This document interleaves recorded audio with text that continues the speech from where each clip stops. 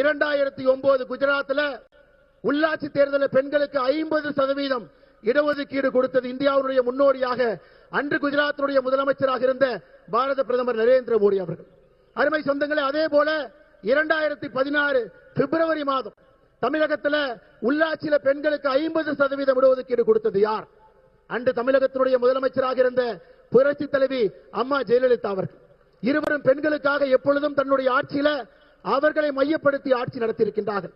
அருமை சொந்தங்களே, நேற்று பாராளுமன்றத்தில் பாரத பிரதமர் ஐயா நரேந்திர மோடி அவர்கள் பெண்களுக்காக, தாய்மார்களுக்காக 2029 பாராளுமன்ற தேர்தலில் 33% இடஒதுக்கீடு கொண்டு வருவதற்காக கொண்டு வந்த மசோதாவை தோற்கடித்தது யார்? காங்கிரஸ் கட்சியும் திராவிட முன்னேற்ற கழகமும். அருமை சொந்தங்களே, தமிழன விரோதிகள் மட்டுமல்ல, இந்தியாவில் இருக்கக்கூடிய ஒரு பெண்களுக்கும் விரோதியாக ஒரு கட்சி இருக்குன்னா அது திராவிட முன்னேற்ற கழகம், காங்கிரஸ் கட்சியும். தமிழகத்தினுடைய எம்பி அதிகப்படுத்தி 39 இருந்து 59, தென்னிந்தியாவுடைய எம்பி 129 இருந்து 195 விகிதாச்சார அடிப்படையில் யாருக்கும் எந்த குறையும் இல்லாம எல்லா மாநிலத்திற்கும் 50% உயர்வு, யாருக்கும் எந்த பிரச்சனை இல்லை. அப்படி இருந்தும் திராவிட முன்னேற்ற கழகத்திற்கும் காங்கிரசுக்கும் பிரச்சனை. இந்த சரித்திர மசோதாவை தோற்கடித்திருக்கின்றார்கள். அருமை சொந்தங்களே, நான் உங்களிடம் வைக்கக்கூடிய வேண்டுகோள், மேலே இருக்கக்கூடிய தலைவர்கள் சார்பாக பெண்களுடைய குரல் பாராளுமன்றத்திலே ஒலிக்கக்கூடாது, சட்டமன்றத்திலே ஒலிக்கக்கூடாது என்று அந்த மசோதாவை தோற்கடித்த காங்கிரஸ் கட்சிக்கும் திராவிட முன்னேற்ற கழகத்துக்கும் தமிழகத்தில் ஒரு சகோதரி தாய்மார் உங்க வாக்கை நீங்கள் கொடுக்க கூடாது என்று உங்களுடைய பாதத்தை தொட்டு நான் அன்போடு கேட்டுக்கொள்கின்றேன். ஏப்ரல் 23ஆம் தேதி உங்களுடைய குரலை நசுக்க முயற்சித்த 2 கட்சிகளுக்கும் நீங்கள் ஒரு வாக்கை கூட அளிக்க கூடாது. அருமை சொந்தங்களே, ஒரு போர்படை தளபதிகள் போல் நாம் அமர்ந்திருக்கின்றோம். அடுத்த 3 நாட்கள் நமக்கு முக்கியமான நாட்கள். களத்திலே நாம் இருக்க வேண்டும், கண் துஞ்சாமல் பணியாற்ற வேண்டும். ஒரு வாக்கையும் கூட இரட்டை இலைக்கு, நம்முடைய தாமரைக்கு, நம்முடைய குக்கர் சின்னத்திற்கு, நம்முடைய மாம்பழத்திற்கு, தேசிய ஜனநாயக கூட்டணி எல்லா தலைவர்களுக்கு, வேட்பாளர்களுக்கு அதை கொண்டு வந்து சேர்த்த வேண்டிய ஒரு பொறுப்பு, மிகப்பெரிய பொறுப்பு நம்முடைய கட்சி நமக்கு கொடுத்திருக்கின்றார். எப்படி எழுச்சியோடு நாம் இங்கே வந்திருக்கின்றோமோ இதே எழுச்சியோடு அடுத்த 3 நாட்களும் கூட நாம் பணி செய்து திராவிட முன்னேற்ற கழகம் தமிழகத்தினுடைய வரலாற்றில் இது எப்பொழுதும் ஆட்சிக்கு வர முடியாது என்கின்ற தீர்ப்பை ஏப்ரல் 23ஆம் தேதி அந்த தீர்ப்பை நீங்கள் அளிக்க வேண்டும் என்று அன்போடு, பரிவோடு, பாசத்தோடு இந்த நேரத்தில் கேட்டுக்கொள்கின்றேன். அன்பார்ந்த பெரியோர்களே, தாய்மார்களே, ஒரு சரித்திர சாட்சியாக நம்முடைய கோயம்புத்தூர்ல ஒரு அற்புதமான பொதுக்கூட்டத்தில் நாம் எல்லோரும் கூட பங்கேற்றுக் கொண்டிருக்கின்றோம். 5 ஆண்டு காலமாக தமிழகத்தில் நடந்து கொண்டிருக்கக்கூடிய ஒரு காட்டாட்சியை முடிவுக்கு கொண்டு வந்து கொண்டிருக்கின்றோம். 5 ஆண்டு காலமாக தமிழகத்தினுடைய தேர்தல் நாள் எப்பொழுது வரும் என்று காத்திருந்தோம். நம்முடைய பெண்களுக்கு, குழந்தைகளுக்கு எப்பொழுது விடுதலை கிடைக்கும் என்று காத்திருந்தோம். தமிழகத்தில் அதிகரித்திருக்கக்கூடிய கஞ்சா புழக்கத்திலிருந்து நம்முடைய மாணவ செல்வங்களை, இளைஞர்களை எப்படி மீட்டெடுப்பது என்று கவலையில் இருந்தோம். அந்த நாள் இப்பொழுது வந்துவிட்டது. உலகத்தினுடைய நண்பனாக, விஸ்வ பந்துவாக, உலகத்தினுடைய நண்பனாக இருக்கக்கூடிய, ஒப்பற்ற பார் போற்றக்கூடிய பாரதத்தினுடைய பிரதமர் ஐயா நரேந்திர மோடி அவர்கள் இன்று நம்மோடு இருக்கின்றார்கள். கோயம்புத்தூர் இன்று நமக்கு ஒரு உற்சாகம் கொடுத்து, உத்வேகத்தை கொடுத்து, அடுத்த 3 நாட்களும் கூட கண் துஞ்சாமல் பணி செய்து தமிழகத்தில் திராவிட முன்னேற்ற கழகத்தினுடைய ஆட்சியை வேரோடு மண்ணோடு பிடுங்கி எறிந்து மே 4க்கு பிறகு இன்று நம்முடைய எதிர்க்கட்சி தலைவராக இருக்கக்கூடிய அருமை அண்ணன் எடப்பாடி பழனிசாமி அவர்கள் மே 4க்கு பிறகு தமிழகத்தினுடைய முதலமைச்சராக அந்த நாற்காலில் வந்து அமர்ந்து நாம் எதிர்பார்க்கக்கூடிய ஒரு நல்லாட்சியை தமிழக மக்களுக்கு அளித்து அடுத்த 5 ஆண்டு காலம் மக்களுடைய நலமும் வளமும் பெருகட்டும் என்று எல்லோரும் அந்த நாளுக்காக காத்துக் கொண்டிருக்கின்றோம். அருமை சொந்தங்களே, மேடையில் நம்மோடு மத்திய இணையமைச்சர், அவிநாசி தொகுதியினுடைய சட்டமன்றத்தினுடைய வெற்றி வேட்பாளராக இருக்கக்கூடிய அருமை ஐயா டாக்டர் எல் முருகன் அவர்கள் இருக்கின்றார். நம்மை எல்லாம் வழிநடத்தி கொண்டிருக்கக்கூடிய பாரதிய ஜனதா கட்சியினுடைய மாநில தலைவராக சாத்தூர் சட்டமன்ற தொகுதியினுடைய வெற்றி வேட்பாளர் அருமை என்ன நயினார் நாகேந்திரன் அவர்கள் நம்மோடு இருக்கின்றார். இந்த கொங்கு பகுதியில் 23 தொகுதிகளுக்கும் கூட ஒரு தளபதியாக, கொங்குல எப்பொழுதும் கூட திராவிட முன்னேற்ற கழகத்துக்கு வேலை இல்லை என்று பறைசாற்றிக் கொண்டிருக்கக்கூடிய தொண்டாமுத்தூர் தொகுதியினுடைய வெற்றி வேட்பாளர் அருமை அண்ணன் SP வேலுமணி அவர்கள் நம்மோடு இருக்கின்றார். பாரதிய ஜனதா கட்சியினுடைய தேசிய மகளிர் அணியினுடைய தலைவி, உங்களுடைய முழு அன்பையும் பெற்றிருக்கக்கூடியவர், கோயம்புத்தூர் வடக்கு தொகுதியினுடைய பாரதிய ஜனதா கட்சியினுடைய வெற்றி வேட்பாளர் அருமை அக்கா வானதி ஸ்ரீனிவாசன் அவர்கள் நம்மோடு இருக்கின்றார். அருமை சொந்தங்களே, மேடையில் இந்த தலைவர்களோடு நம்முடைய கொங்கு மண்டலத்தில் 23 தொகுதியினுடைய வெற்றி வேட்பாளர்களும் கூட மேடையில் நம்முடைய பாரத பிரதமர் ஐயா நரேந்திர மோடி அவர்கள் அமைந்திருக்கின்றார்.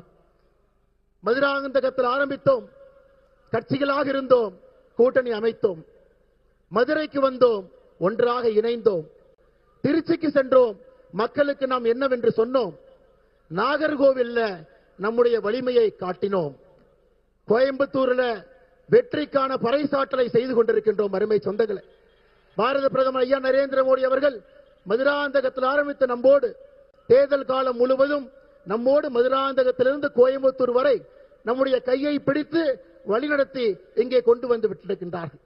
நம் எல்லோருக்கும் தெரியும், ஏப்ரல் 23ஆம் தேதி தமிழகத்தினுடைய அரசியல் களத்தில் ஒரு மிக மிக முக்கியமான தேர்தல் என்பது நமக்கு தெரியும். இந்த தேர்தல் என்பது ஒரு குடும்ப ஆட்சியை வீட்டுக்கு அனுப்புகின்றோம், சட்டம் ஒழுங்கை சரி செய்யறோம், கஞ்சா புழக்க வழக்கத்தை கட்டுப்படுத்துறோம், தமிழகத்தில் ஏழை மக்களுக்கான ஒரு ஆட்சியை கொண்டு வருகின்றோம். Broker, middleman, commission, corruption, collection இல்லாத ஒரு ஆட்சியை அடுத்த 5 ஆண்டு காலத்துக்கு நிறுவப் போகின்றோம்.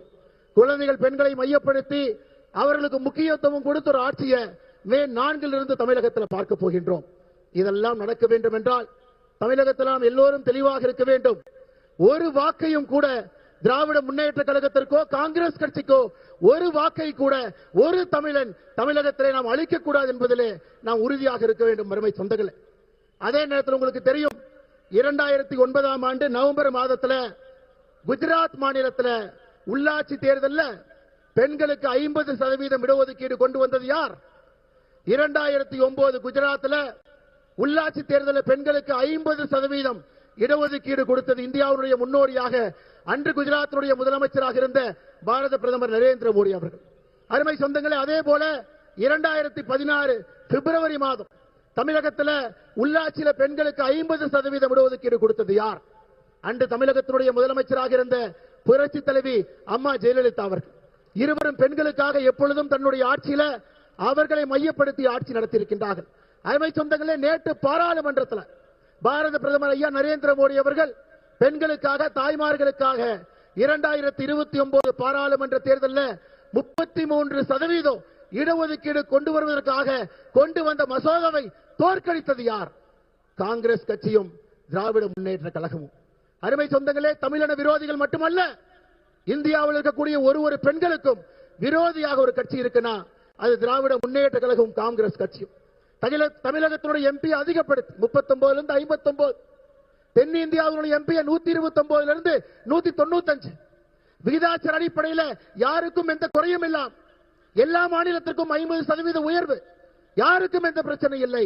அப்படி இருந்தும் திராவிட முன்னேற்ற கழகத்திற்கும் காங்கிரசுக்கும் பிரச்சனை. இந்த சரித்திர மசோதாவை தோற்கடித்திருக்கின்றார்கள். அருமை சொந்தங்களே, நான் உங்களிடம் வைக்கக்கூடிய வேண்டுகோள், மேலே இருக்கக்கூடிய தலைவர்கள் சார்பாக பெண்களுடைய குரல் பாராளுமன்றத்திலே ஒலிக்கக்கூடாது, சட்டமன்றத்திலே ஒலிக்கக்கூடாது என்று அந்த மசோதாவை தோற்கடித்த காங்கிரஸ் கட்சிக்கும் திராவிட முன்னேற்ற கழகத்துக்கும் தமிழகத்தில் ஒரு சகோதரி தாய்மார் உங்க வாக்கை நீங்கள் கொடுக்க கூடாது என்று உங்களுடைய பாதத்தை தொட்டு நான் அன்போடு கேட்டுக்கொள்கின்றேன். ஏப்ரல் 23ஆம் தேதி உங்களுடைய குரலை நசுக்க முயற்சித்த 2 கட்சிகளுக்கும் நீங்கள் ஒரு வாக்கை கூட அளிக்க கூடாது. அருமை சொந்தங்களே, ஒரு போர்படை தளபதிகள் போல் நாம் அமர்ந்திருக்கின்றோம். அடுத்த 3 நாட்கள் நமக்கு முக்கியமான நாட்கள். களத்திலே நாம் இருக்க வேண்டும், கண் துஞ்சாமல் பணியாற்ற வேண்டும். ஒரு வாக்கையும் கூட இரட்டை இலைக்கு, நம்முடைய தாமரைக்கு, நம்முடைய குக்கர் சின்னத்திற்கு, நம்முடைய மாம்பழத்திற்கு, தேசிய ஜனநாயக கூட்டணியுடைய எல்லா தலைவர்களுக்கு, வேட்பாளர்களுக்கு அதை கொண்டு வந்து சேர்த்த வேண்டிய ஒரு பொறுப்பு, மிகப்பெரிய பொறுப்பு நம்முடைய கட்சி நமக்கு கொடுத்திருக்கின்றார்.